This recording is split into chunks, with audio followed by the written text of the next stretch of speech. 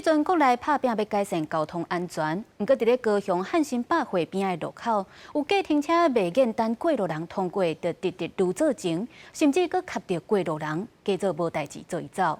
另外，伫咧云林嘛有民众塞联保车行过路线，险险互货车弄着。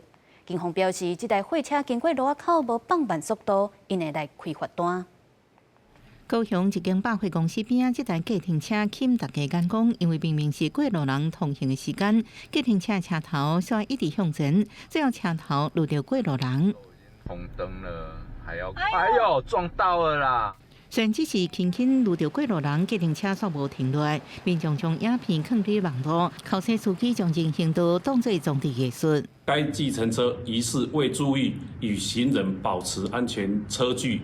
致右前车头贴到一名女子，本局如接获相关检举，将处新台币6000元罚款。